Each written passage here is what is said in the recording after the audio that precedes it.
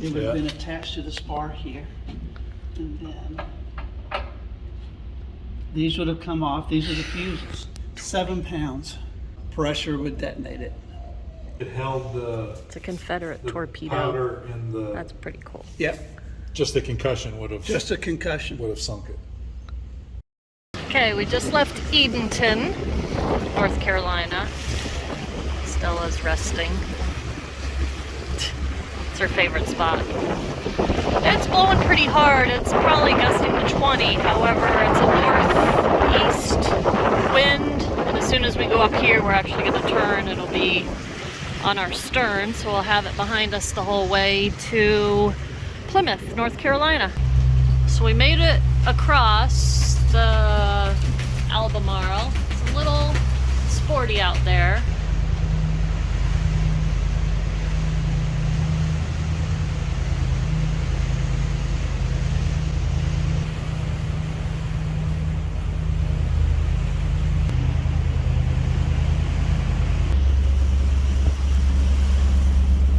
And we think we're gonna dock on this wall here.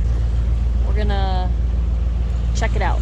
The real CSS Albemarle was way bigger than this one. And it sank, right? Yeah. It was hit by a torpedo and sank.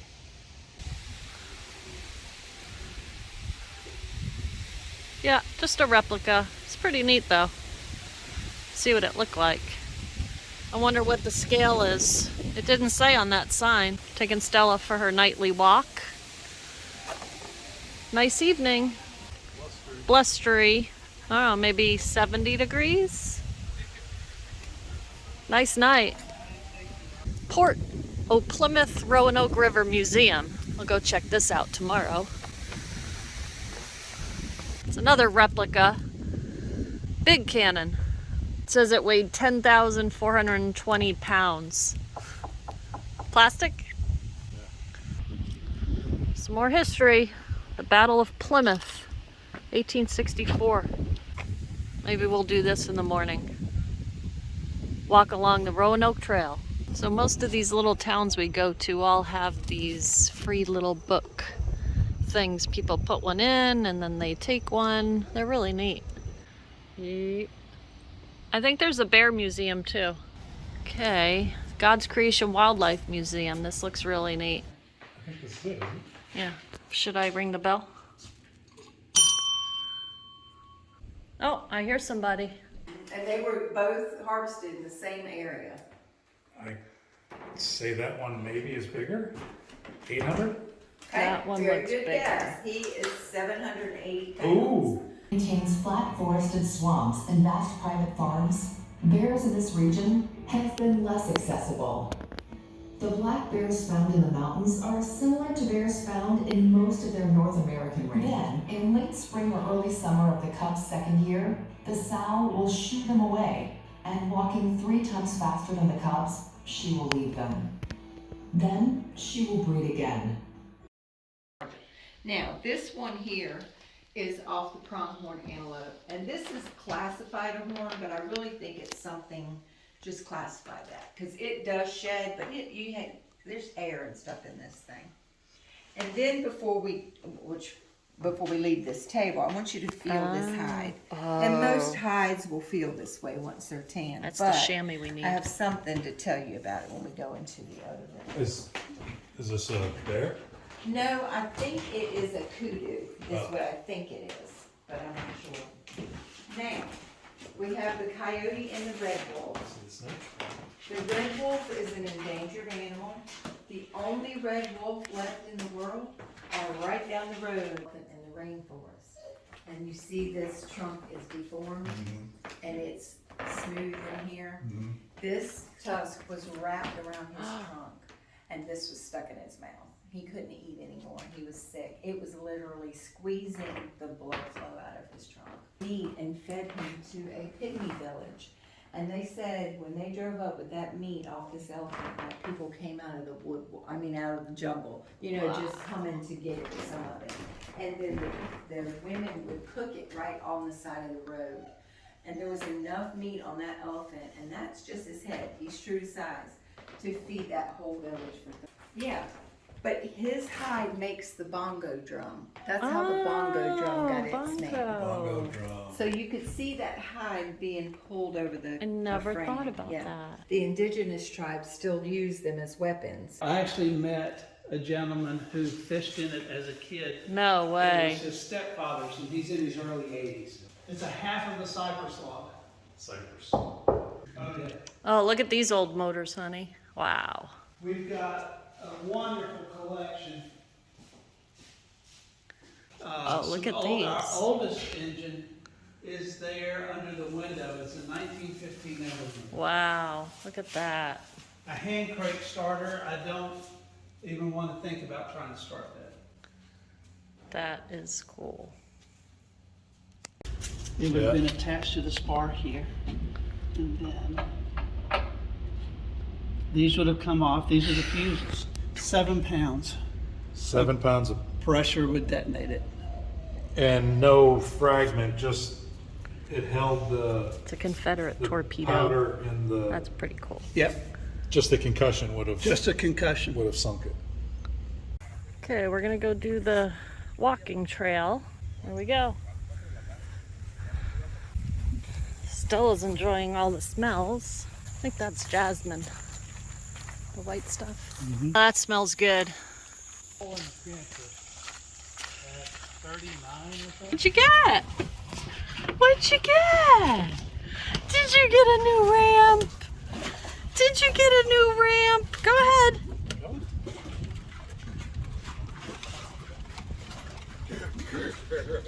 What did you get?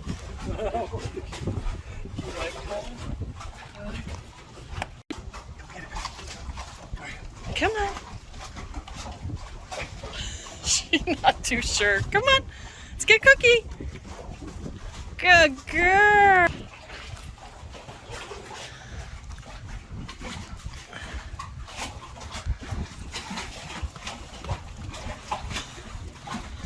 She's not too sure about walking over the water yet. Took a few tries before we got her to do it.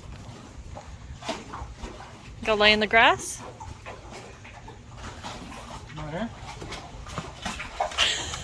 She looks over the water every time.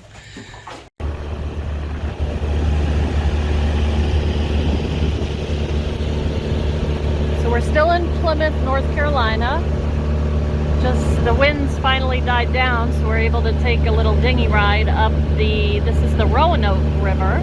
So this used to be a paper plant where they made like 5 different thicknesses of paper. And because of technology and the internet and stuff like that, they don't make paper anymore. They made it into a pulp with stuff inside diapers.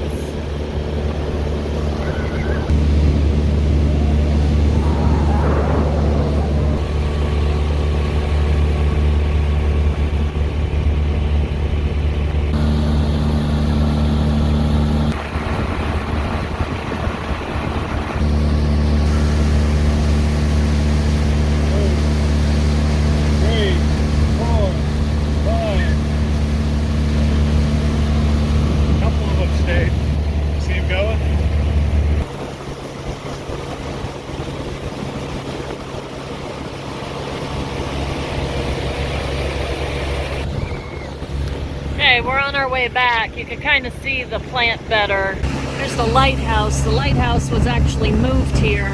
It was at the mouth of the river out to guide the boats into the Roanoke River. These are the town docks. Yeah, this is downtown right here. Sunday we got some dinner cruise boat coming, so we got to scoot forward or back.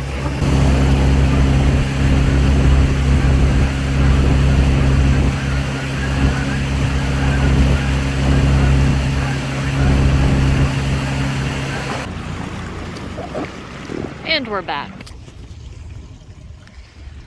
So all these boats went out early this morning.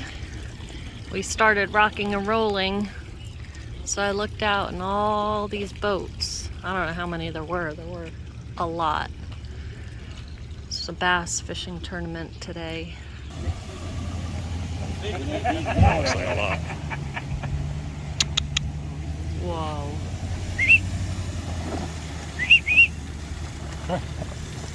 Okay. I just want to see what's going on. That's all. Let's hope you drop one. 72. Yeah.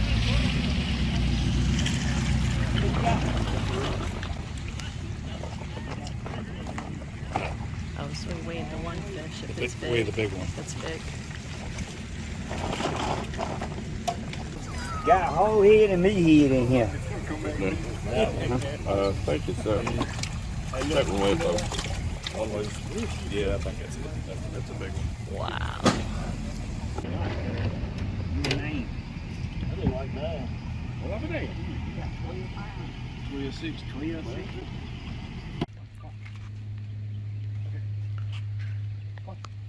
Use it. Right.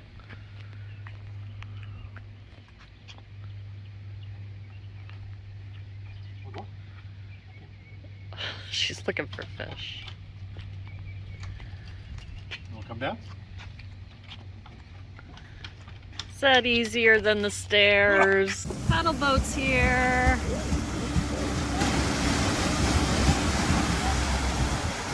Hey.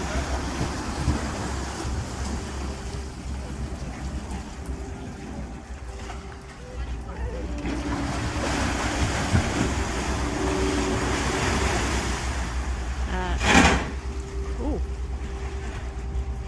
Got a new neighbor, the Albemarle Queen.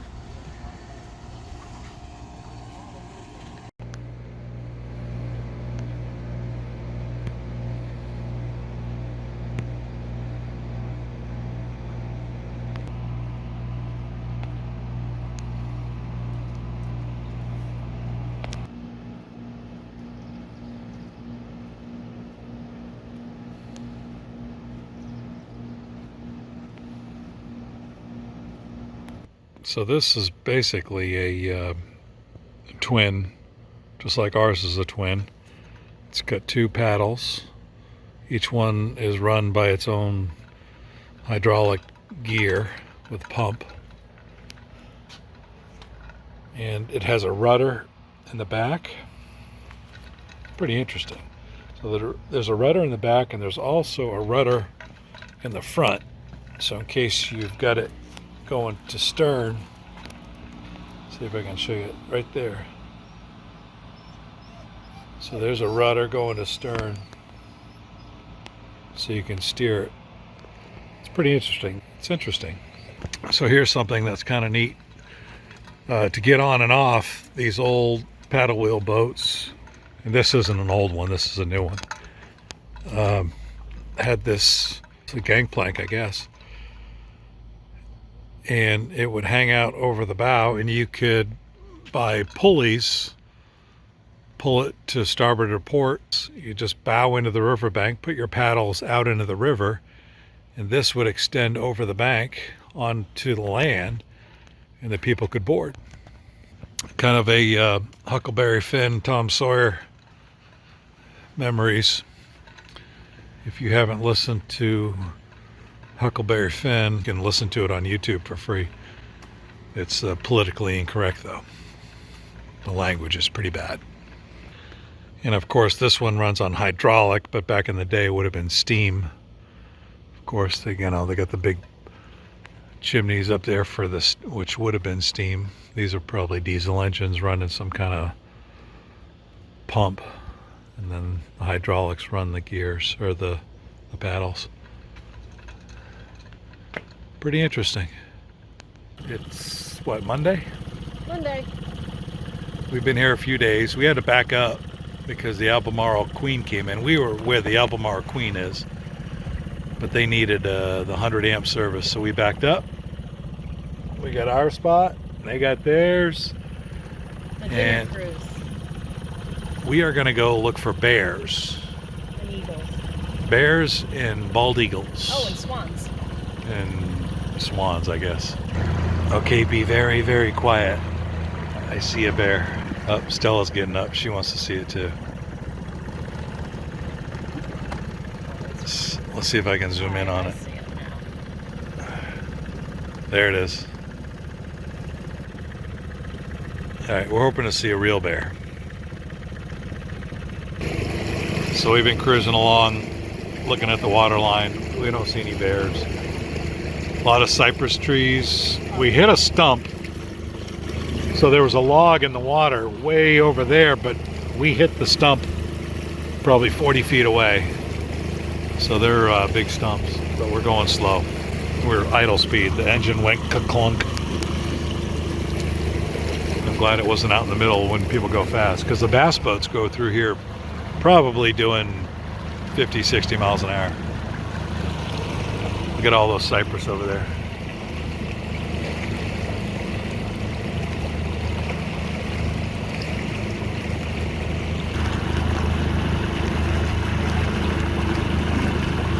So, interesting story. There was a big plant where that smokestack is. It was Georgia Pacific. They made plywood, and they destroyed the plant because they weren't working here anymore, and they tore down everything but the smokestack because it's got reinforced concrete, like, you know, rebar, and they said it would cost more money to take that down, so they left it. That property's for sale. We talked to Lou, 25 acres, one waterfront, deep water access, $1 million. Now, that's the story. The owner lived there. He died, left it to his kids, but we heard you could buy 25 acres on the water for $1 million.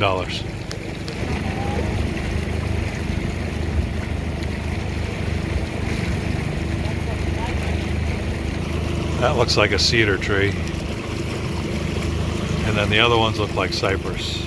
The cedar's got those kind of pine needle-y thing, and the cypress have flatter leaves, I think. Cedars and cypress.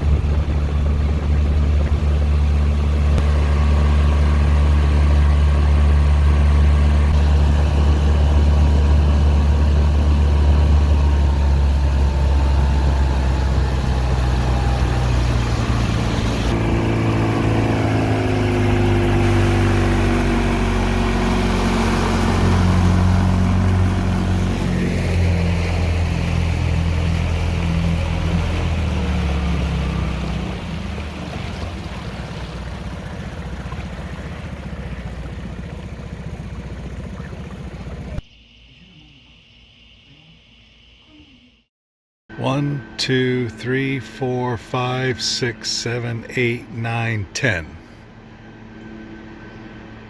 11. Probably more. They have a cat problem in Plymouth.